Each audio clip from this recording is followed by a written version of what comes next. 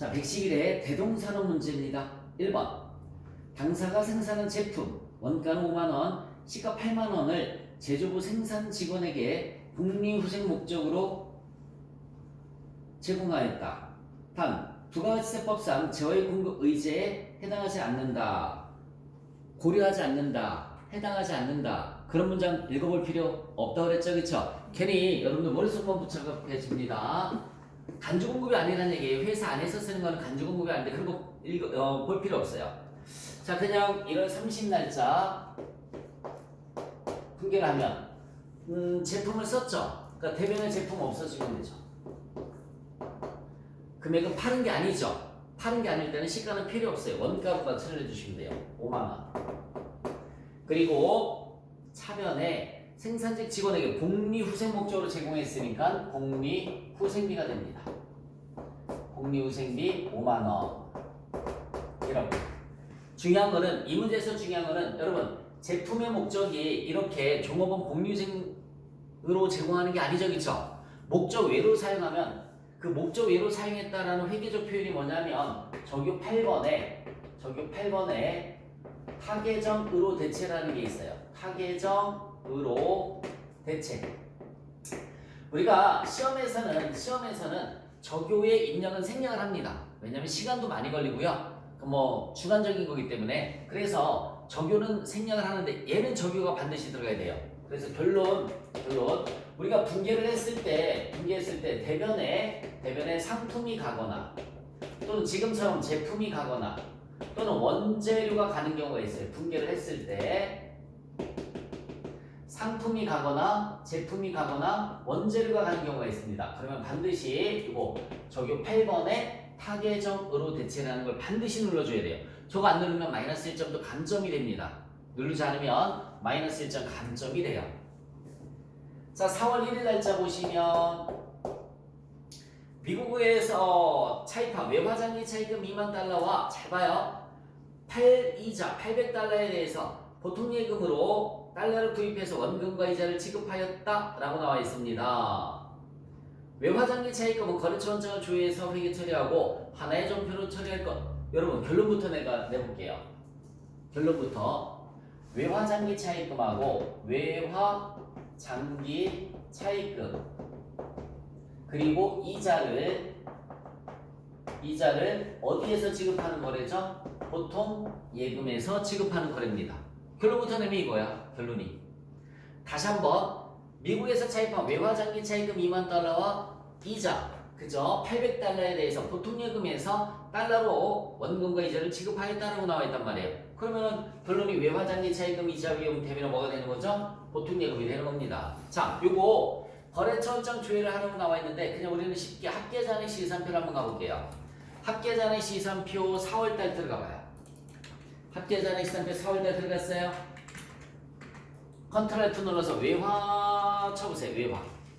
외화장기 차입금 하나밖에 없을 거야. 외화장기 차입금 하나밖에 없죠? 더블 클릭 한번 해보세요. 이거 외화장기 차입금 더블 클릭했어요? 그럼 거기 외화장기 차입금 해서 얼마? 2,600만원 전기에서 2월 된 거 나오죠, 그쵸? 근데 그거야. 그냥 그거 하나밖에 없어요. 굳이 뭐 거래처장 가서 찾고 저기 할 필요 없습니다. 자, 차근에 외화장기 차입금 2,600 이렇게 찾았어요. 자, 그런데 잠시만. 이자 비용은 몇 달러라고 그랬죠? 800달러 곱하기 이거 오늘 주는 거죠. 이거는 옛날 거지, 그치? 맞지, 그치? 지금 옛날 거 작년 거 찾은 거잖아, 전기월. 근데 이자는 오늘 돈 갚을 때 주는 거지, 그치? 오늘의 환율이 얼마라고 나와 있어요? 1,400원. 1,400원 이렇게 곱해주면 얼마가 될까요? 800달러 곱하기 1,400원 하면 8 8, 4, 3, 112만원? 112만원 이렇게 갑니다. 그죠? 보통예금은 여러분이 잠시만요. 요 보통예금은 얼마일까요? 요 보통예금의 금액은 전체 몇 달러예요? 2800달러예요. 2800달러 곱하기 1,400원 해보세요.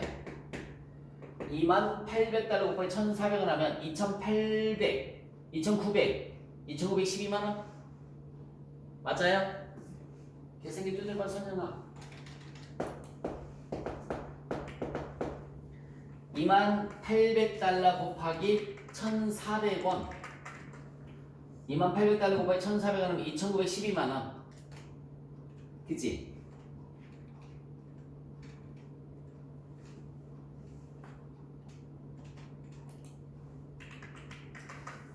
돈이 더 많이 나갔잖아요. 그러니까 이익이야 손해야? 돈이 더 많이 나갔잖아, 그치? 돈이 더 많이 나가면 손실입니다. 외환차손, 여기 밑에다 쓸게요. 외환차손.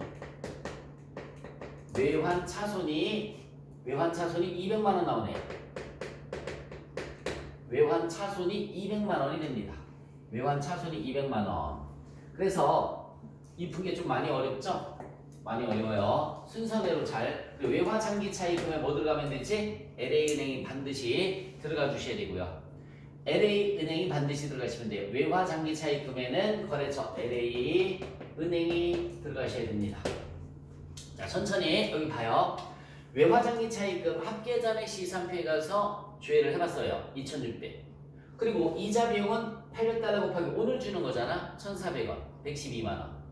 두 개 더해서 돈 나가는 게 아니에요, 그쵸? 얘는 과거의 거잖아. 전기월이라고 그랬던 거 확인해봤죠, 그쵸? 두 개 더해서 돈 나가는 게 아니라 돈은 2800달러 곱하기 1,400원, 오늘의 환율. 그래서 2,912만원이 나간 겁니다. 돈이 더 많이 나갔죠? 그러니까 외환, 차손 이렇게 분개를 해주시면 돼요. 외환, 차손 200만원.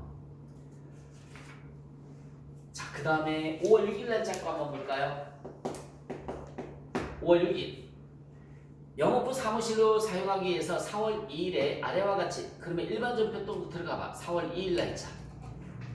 여러분, 일반 전표 4월 2일 날짜 들어갔더니 선급금이, 그죠?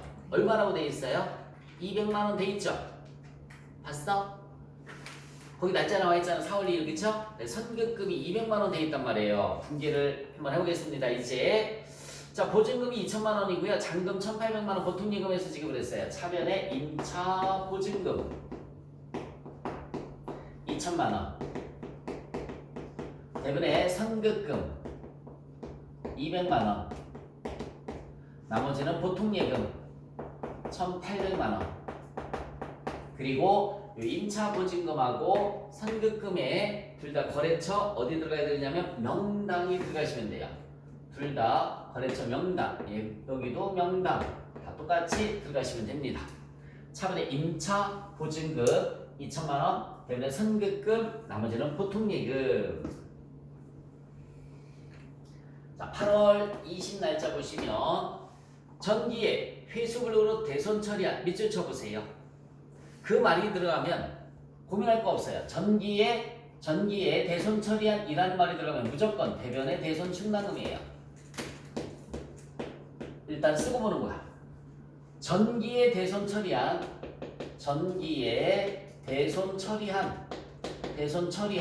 이라는 말이 들어가면 무조건 대변의 대손 충당금 이렇게 가는 겁니다.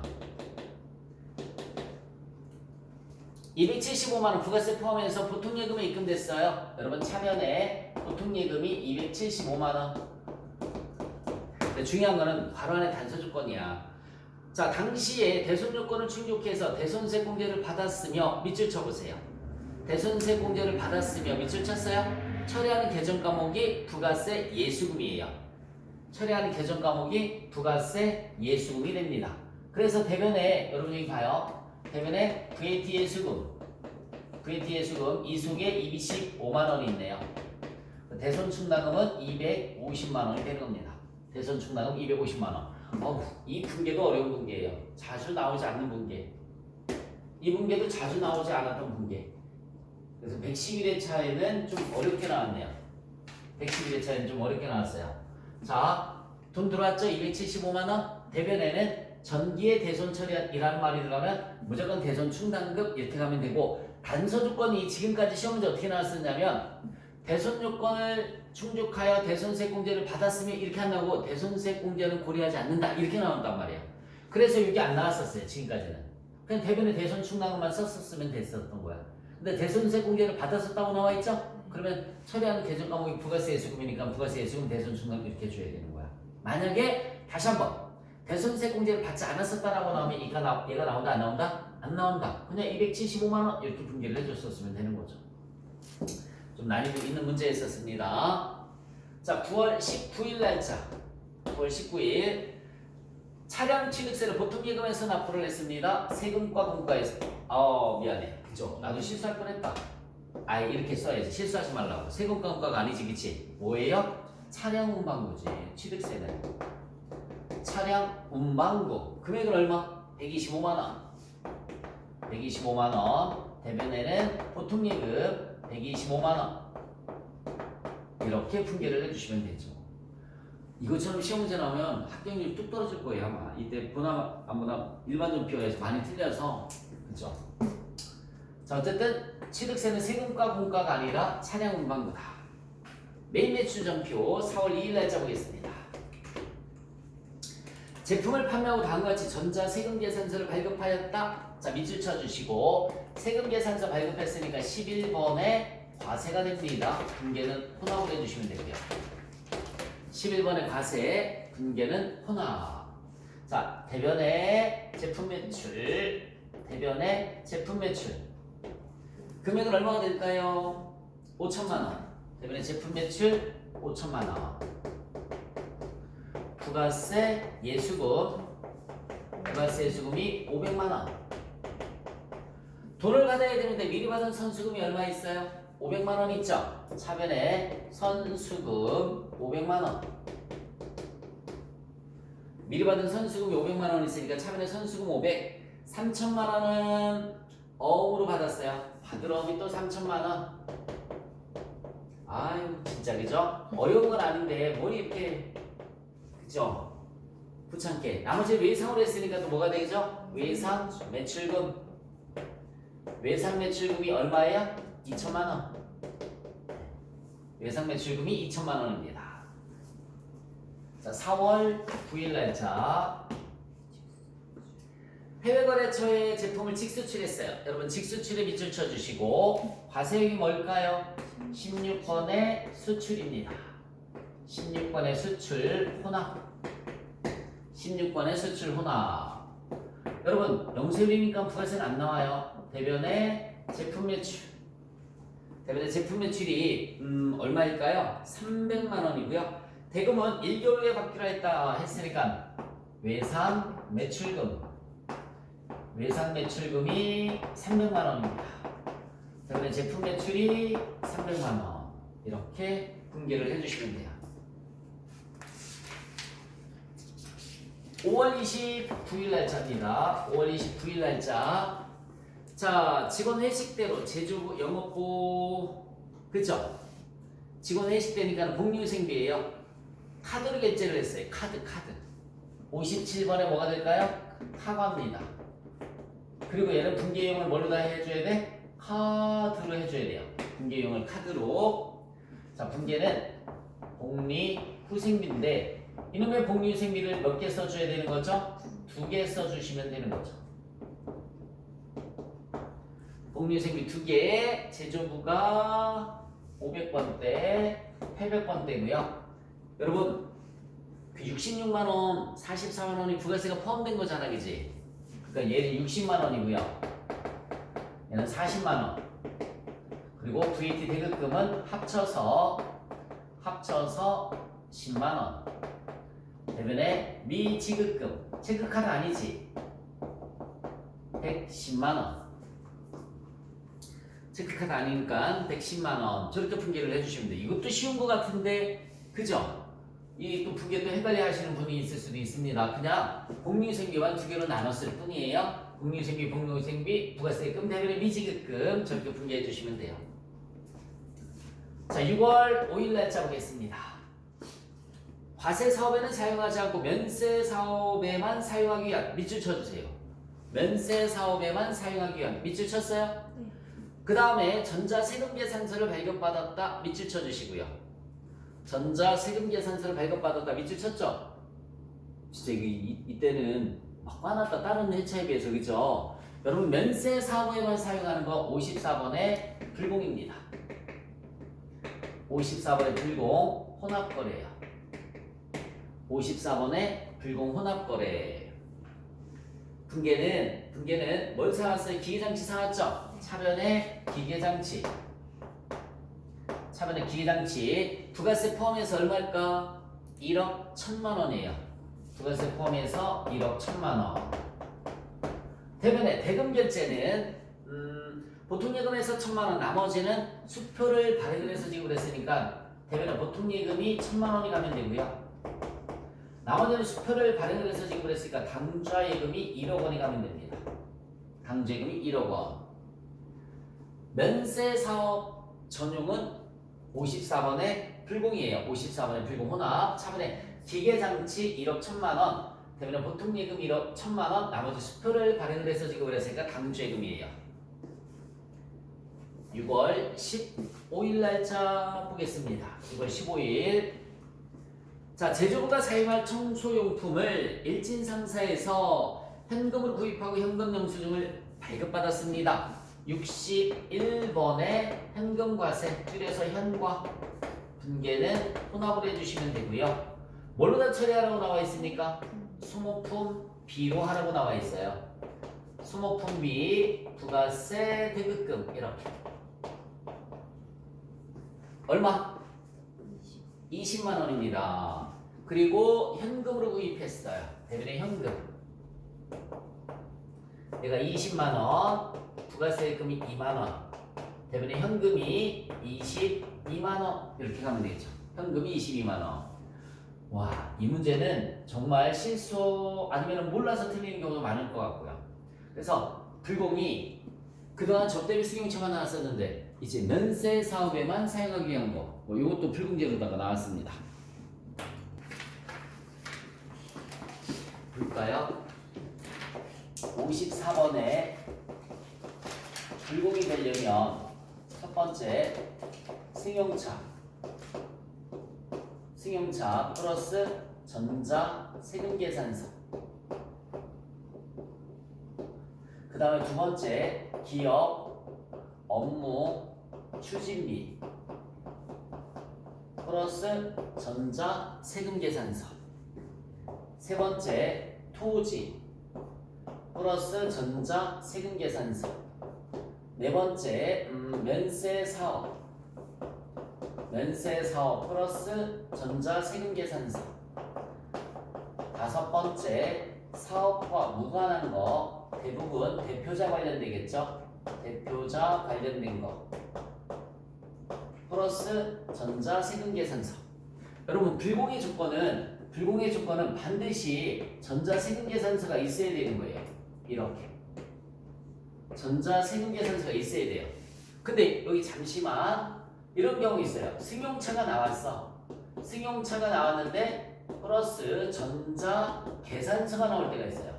리스 같은 거 계산서가 나와요. 두 번째 기업 업무 추진비 그리고 전자 계산서가 나왔어요. 뭐 꽃을 보낸다든지 이런 거. 기업 업무 추진비인데 꽃을 보내서 그럼 계산서가 나와요. 세 번째 토지인데 전자 계산서가 나와요. 토지의 매매는 면세거든요. 그러니까 계산서가 나와요. 네 번째 면세 사업 관련 플러스 역시 전자 계산서가 나온 거야. 다섯 번째 사업과 무관합니다. 대표자가 개인적으로 쓰는 거예요. 플러스 전자 계산서가 나와요. 그러면 얘는 54번의 불공이 아니라 53번의 면세가 되는 거예요. 53번의 면세. 계산서니까 계산서는 무조건 면세가 되는 거예요. 그러니까 불공이 되려면은 이런 단어랑 뭐가 나와야 된다고요? 세금 계산서가 나와야지만 54번의 불공이 된다. 조금 전에 이 기계장치 사각과 같은 건 여기에 해당하는 거죠, 그렇죠? 면세 사업에 사용하려고 했는데 증빙이 전자 세금 계산서야. 그래서 54번의 불공이 되는 겁니다. 이거 이렇게 구분해서 여러분들이 공부를 해주시면 됩니다.